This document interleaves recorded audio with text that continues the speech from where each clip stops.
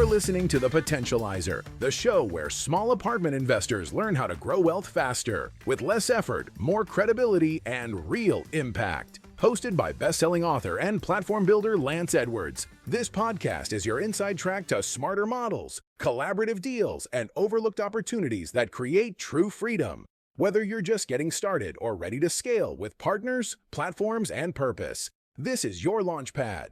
Well, welcome to the Potentializer podcast. This is the show where we spotlight real stories, bold strategies, and smarter ways to build wealth without the grind. If you're ready to break free from the old rules and unlock your true potential through partnerships, platforms, and powerful investments in real estate, you're in the right place. And today, I have a special guest, actually one of my clients, Mr. Alan Hirsch. We're going to be speaking to him about his journey leading it into real estate, and very, very interesting background, very, very interesting journey, and a very solid man. So I'm very looking forward to this interview with Alan. So Alan, let me welcome you to the Potentializer podcast.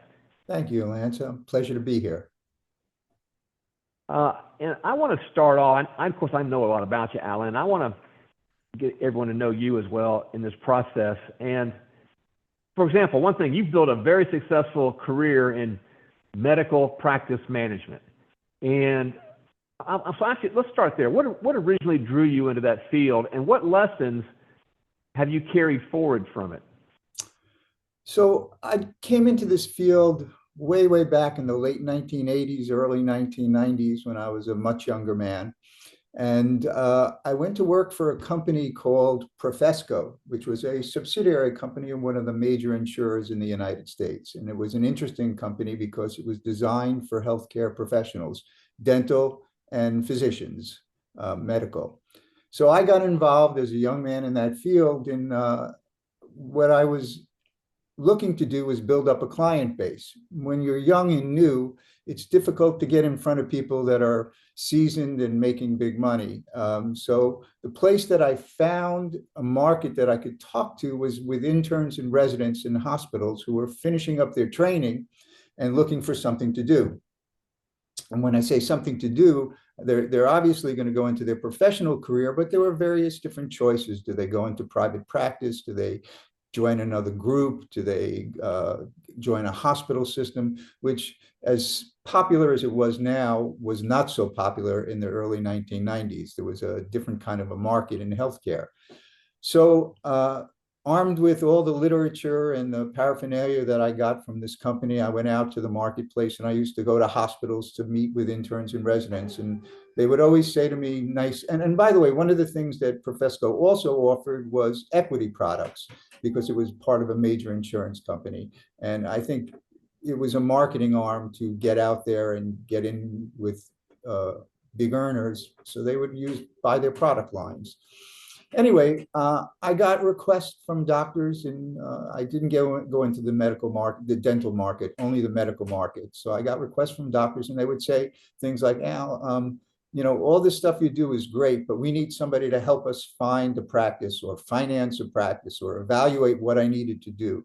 So I went back to the company and I said, listen, I don't have people to buy right now. There are young doctors coming out. They don't have money, but they need help in all these things that they say we do. And they said, yeah, great. Maybe you'll get an accountant to do that. We don't really want to do that. We want to get in front of them and offer them equity products and pension funds and things like that. So I was kind of in a place where I had a market now and I saw an opportunity, but I didn't have the support that I thought I had.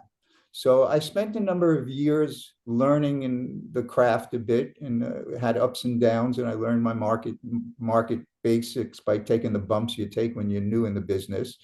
And I started to get pretty good at it. And then I learned about educational opportunities in this field, the American College of Healthcare Executives, which I joined and ultimately got certifications from there. So that sort of built my credentials. By then I was in the business, I don't know, maybe somewhere between 5 and 10 years, making a living, but not making a crushing living, just making a living, getting by. And so along the way, I got the opportunity to see some other medical consulting companies and things like that. And that interested me. So I tried to learn and build a medical consulting company. and learned that very quickly it was a very personal industry, in that when physicians would hire me to come in and do some work, and I say, okay, we can provide you with all of these services, and we need to put a man in here to, a man or a woman to help us on a day-to-day basis, they would say, well, Alan, I'm paying you. I want you to come in here.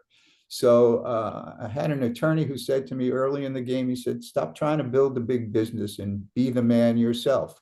If they want to buy you, do that. And so in my career, which has now spanned well over 35 years, I've had maybe 6 clients, and 2 or 3 of them have been major clients along the way. And I'm still working with one of the biggest clients that I've had. I've been working with them since 2001.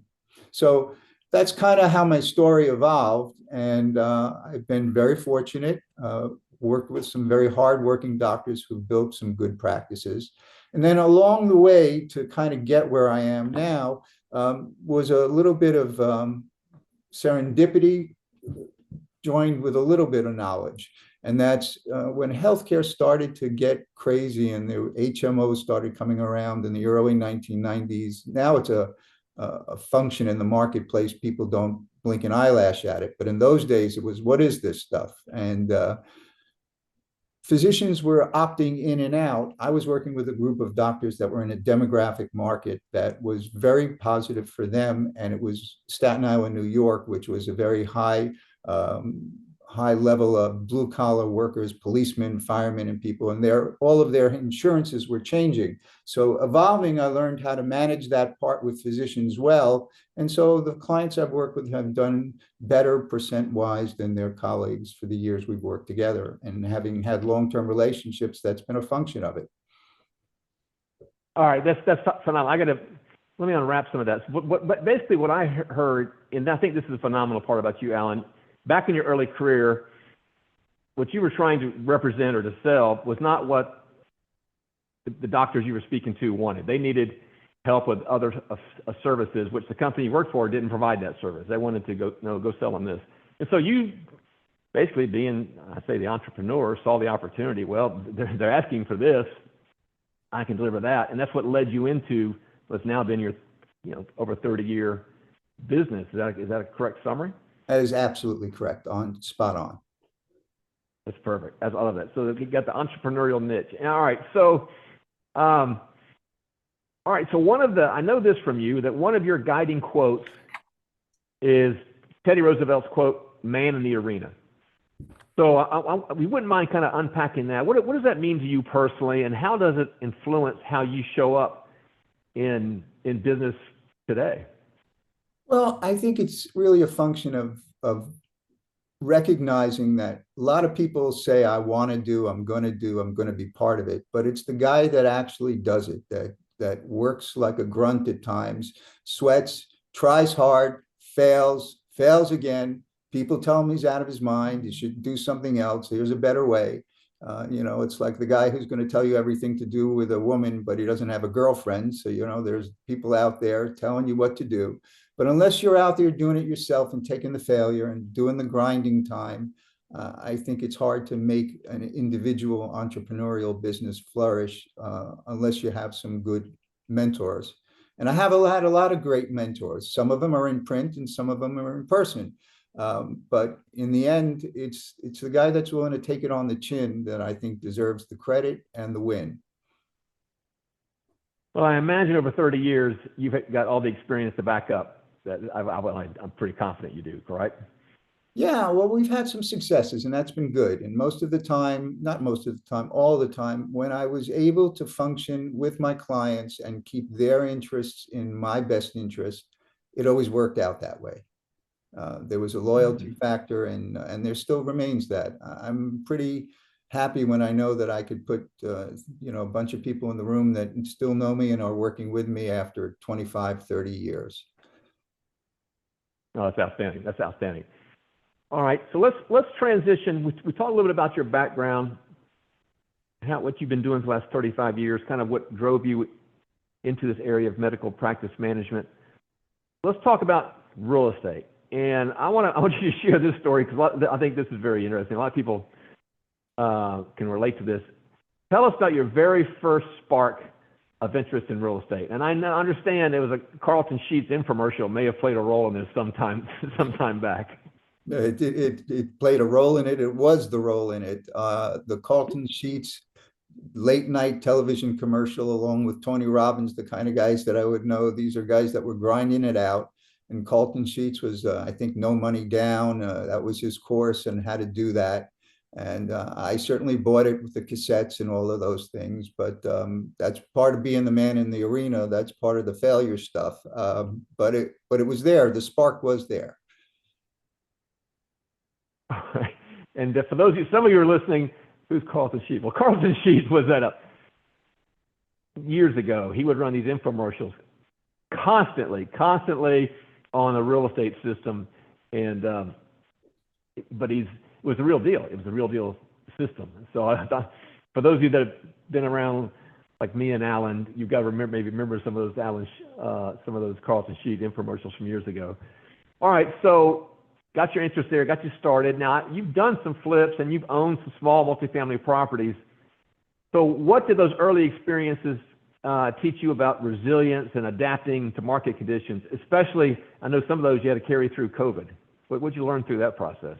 Yeah, well, first of all, just to give the last kudos to Carlton Sheets, certainly the one thing he did instill in me was this thing about passive income and wanting to build passive income and trying to find some way to do that. That has never, that light has never gone out in me, even though I was out there working and I would try and it did fail and I think about doing it again. But yes, I did get into the real estate market again, just a little before COVID, and did some work up here in New Jersey where I was living exclusively at that time.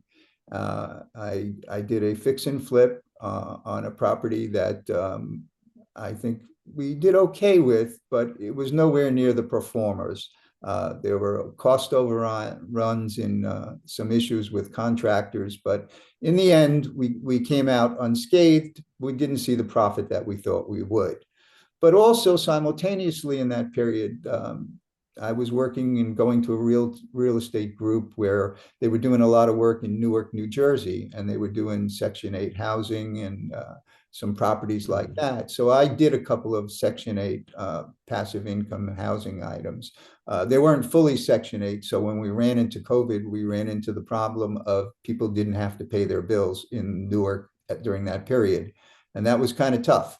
The buildings were built on cash flow, but also we were able to sell those properties and make a handsome turnover on our purchase price. So we got back some of the losses that we felt along the way. But it was certainly my experience in being the landlord that has really cemented my affections for the program you offer.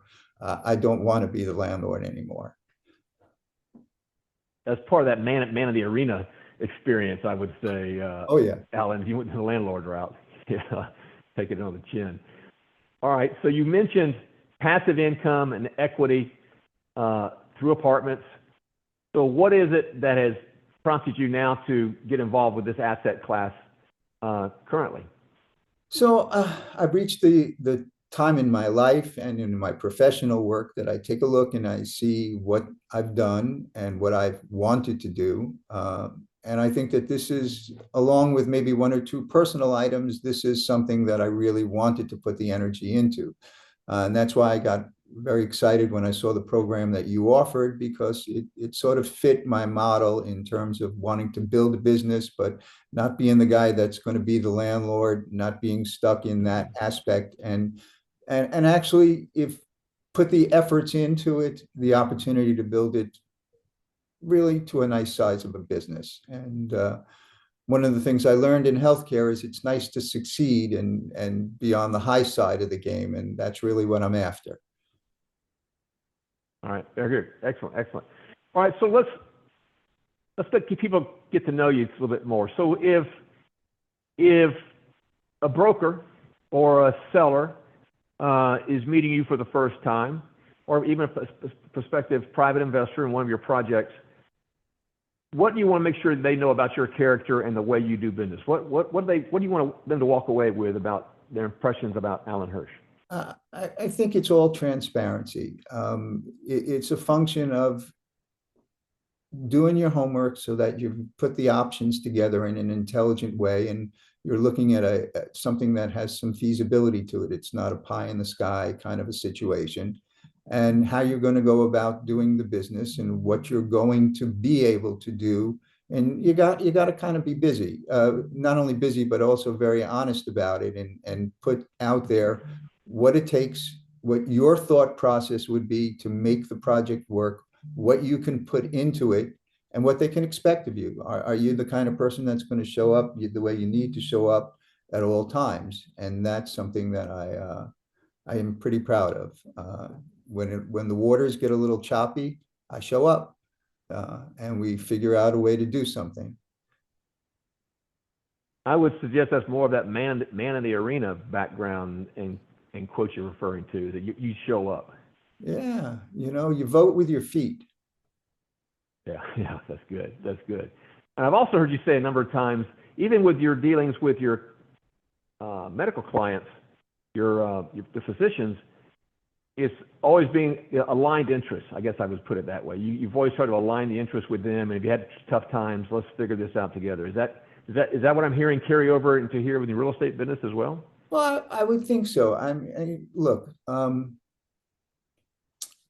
physicians are tough guys to manage. You can't manage physicians. In fact, one of the books that I read early in my career in practice management was trying to manage doctors is like trying to herd cats. And I found that to be true. But they're intelligent people who are able to understand. So if you look to build rapport with them and be able to speak on the same level in terms of what you're looking at, and you're transparent about what you're doing and what you're trying to do, you can find good partners in there, smart guys. And so I think the real estate world is about the same way. There's a lot of people out there, and there are a lot of clever guys that have figured out how to do these things well. There are landlords with properties that they've managed for years, and maybe they're looking to step out of that later in the game. And I'd like to be one of those guys that they'd be interested in selling to or talking to at that time. Excellent, excellent. Now, one of the things I know was important to you, you've shared with me, is being able to help your family. You've been obviously very successful in your career, and you mentioned to me about wanting to relieve some financial stress for some of your family members. How, if you don't mind sharing, how does that legacy or approach to a legacy affect your approach to real estate investing, particularly in apartments? Well, I mean, the ability to leave for the future generations something. I was very fortunate. I was in a relationship and a marriage in the early 2000s, and we adopted two girls from Russia.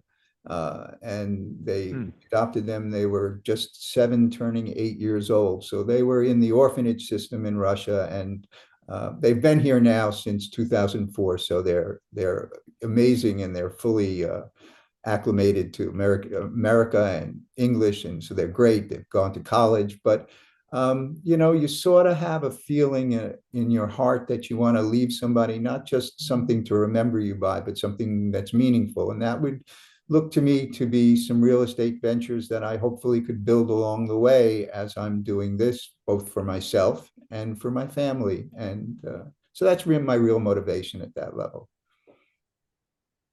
And I also know that one of your motivations and passions is being able to help children with Down syndrome. And we've had some conversations around this. How does real estate help give you maybe a platform to make that kind of impact? What is your vision there? Well, I'm really hoping that it's going to give me the freedom. And that's the thing that I need most, because one of the things that I feel strongly about is I don't want to just put my toe in the water. When I start to do that, I want to be able to commit a reasonable amount of time and be consistent, because I believe that's how you establish the rapport with people who have different ailments or issues in their lives. So I don't want to just come once a month. I'd like to be able to come maybe a couple of times a week and spend time with people. So in order to do that freedom becomes critical. And I don't own it right now the way I'd like to. And so I'm hoping real estate with some efforts will start to provide me with that. And I have reason to believe that's true. So time freedom, which is always, I think, always at the top of the list of what I'm hearing, is time freedom to do these things. Absolutely. All right. And so you spoke about, you said you don't want to just dip your toe in the water. You want to be able to do this in a meaningful way. So if you could paint me a picture, if those folks are going to be listening here, 3 years from now, if you could look back 3 years from now and look back, what would have to have happened both professionally and personally for you to deem this had been a successful 3 years for you? So, I hate to talk in terms of money, but I guess money is really the way we look at things in the end. So, if I could build some passive income of a couple of $100,000 a year, I think that would have changed my outlook on where I'm putting my time and energy, and it would provide me with what I really need, which is that freedom and the ability to still have a good income. All right. And would you still be working with the medical practice? I think that at some point or other, so over the next maybe 3 to 5 years, it would be the appropriate time for me to bow out and say, thank you guys, it's been a great ride. I think my key clients are also around my age. So I think all of us will be thinking at some point, it's time to get out of the way. I think real estate doesn't present a time for me to get out of the way. And that's where my interest lies. Understood. All right. So maybe as a wrap-up question here, Alan, what's the one key takeaway that you want brokers or prospective investors or sellers that are listening to this today to remember about Alan Hirsch and who you are, and maybe why they should want to partner with you and in helping achieve this vision that you have for buying up apartment buildings and serving these other desires that you have? So I thought about that. I guess it's confidence and commitment. And the confidence I'm talking about is in my healthcare industry career, I was able to build a good reputation because I was knowledgeable and I was confident. And when I didn't know, I found a way to find out what was real. And committed because once you start, that's the man in the arena. Once you start to build the house, you got to stay in the game, even when there is bad news, and you got to revise your plans and come up with a better plan. So that's what I've done over the years. That's what I bring to the table. And if there was someone that was looking to do that kind of work with a group or people, I think they'll find me to be a committed individual. All right, excellent. So I'm going to give you the opportunity now. I've been asking you questions. What question did I not ask that I should have asked that you would like to say about either your journey or Alan Hirsch or what you're looking forward to doing? So I don't know that you didn't ask all the questions. You asked mostly the things that were on my mind. What I would just say in sort of summarizing is a bit of a reiteration of what I've said along the way here. The confidence I have about the ability to create the kind of legacy and wealth that I believe is possible is a function really of what I saw in your boot camp and the information that you put out. It sort of answered all my questions. And so it made it easy for me to say, this is a legit kind of a place. Because over the years, I've done some seminars and I've put my toe in the water here and there with different real estate enterprises. And I've got nothing bad to say about anybody along the way. It just didn't seem to work out. But I have great belief and confidence that coupled with my grit and the programs you offer, I can make it happen. All right, very good. All right, everyone, this is Mr. Alan Hirsch, and man in the arena, man in the real estate arena, with apartments, small apartments, with a big mission, and a great entrepreneurial background, and just a real successful track record. So I encourage everyone to know Alan Hirsch, have the opportunity to do business with him. Please do that, and I think you're going to find the real deal, as hopefully came across in this interview today. So Alan, thank you so much for taking the time to share your story. I appreciate it. Thank you for having me. And so everyone, thanks for tuning in to the Potentializer podcast, where we turn possibility into profit, one conversation at a time. Now, for a link and all the resources, remember you can get the replay of this and the show notes. Be sure to visit thepotentializerpodcast.com, thepotentializerpodcast.com.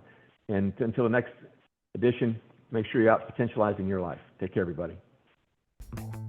Thanks for tuning in to The Potentializer, where we unlock the true potential in people, properties, and partnerships through small apartment real estate. If today's episode helped you see a smarter path to wealth, authority, or impact, be sure to subscribe, leave a review, and share the show with someone ready to grow. To plug into the platform, join the mastermind, or discover how to potentialize what you already have, visit wealthmastermindnetwork.com.